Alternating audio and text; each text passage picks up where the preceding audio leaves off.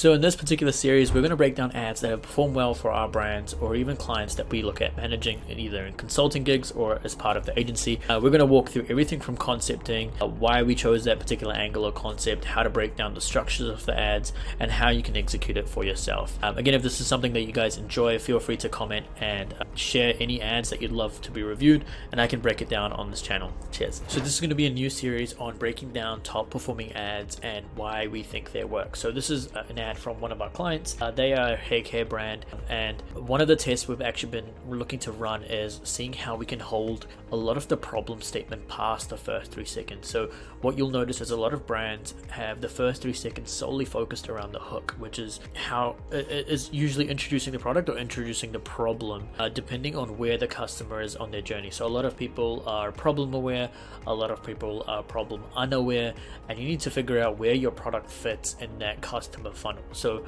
when it comes to hair care, a lot of women know, they're problem aware. So in our scenario here, I'm showing almost like a before and after. So how I take my hair from this, and in this scenario, we show it's not that well looked after, or it might not be like healthy looking hair, into after, where it's like your ideal solution of, okay, here's how my hair looks well looked after based on the product I'm using. So I'll play quickly here the first 10 seconds of this creative. Here's my favorite way to detox my hair when it's feeling dull, lifeless, weighed down, and super full of buildup. And I'm going to share with you how I love to reset my hair and scalp using the Goldilocks Clear.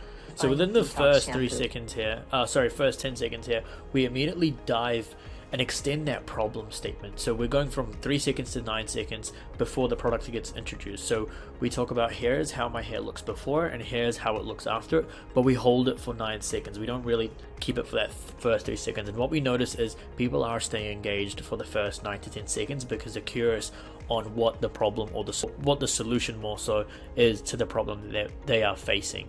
And I'll go ahead and play the rest of the video here. I simply replace my everyday shampoo with the detox shampoo once or twice a month or as needed. And when I do this shampoo switch up, it removes buildup, oil, and impurities off of my hair and scalp, all while balancing the natural pH of my hair. And the proof is right there for you to see. Check out how shiny, soft, and weightless my hair is. Now, next time you're feeling like your hair's in need of a major detox, check out the clarifying shampoo. So quick breakdown here on what we think, at least the reason for this ad doing so well is the hold of the problem at the start. So just like I mentioned before, is going from 3 seconds to 10 seconds, talking more around the problem and emphasizing how it's such a big deal, whether it's hair care or whether it's skincare. You want to make sure you keep honing in on the problem, and then the solution, which is your product, is talked about for the rest of the video. Now, majority of people won't really hold for the rest of the video. Once you introduce your solution, they'll either go and click or they'll bounce and go on to the next ad. So you want to make sure your problem, at least majority of your video does a lot of the problem aware introduction into the ad, rather than talking so much about the solution. You want to make sure your landing page or your product page does a lot of that solution talking for you rather than the ad so much. So one thing we're looking to create more of now is just diving deeper into the problem and maybe talking more about, an iteration of this could be talking more around, how the current products you're using aren't really good for your hair. Maybe the natural remedies you're actually using is more damaging than what we actually create. So providing more stats and facts around what the consumers are using today versus what they could use, which is the solution here, is an interesting, concept or iteration to provide for this particular ad.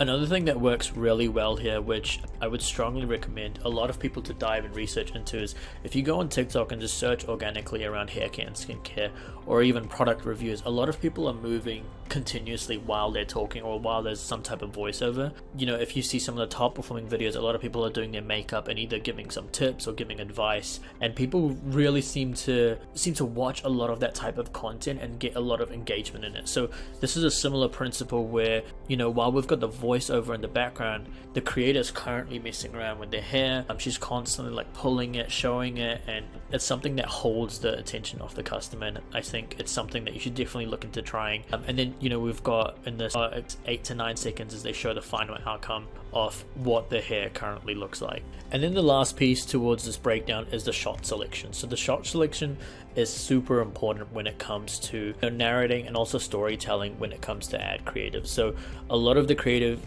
towards the first 10 seconds is showing the creator, showing the problem statement and what they're currently experiencing.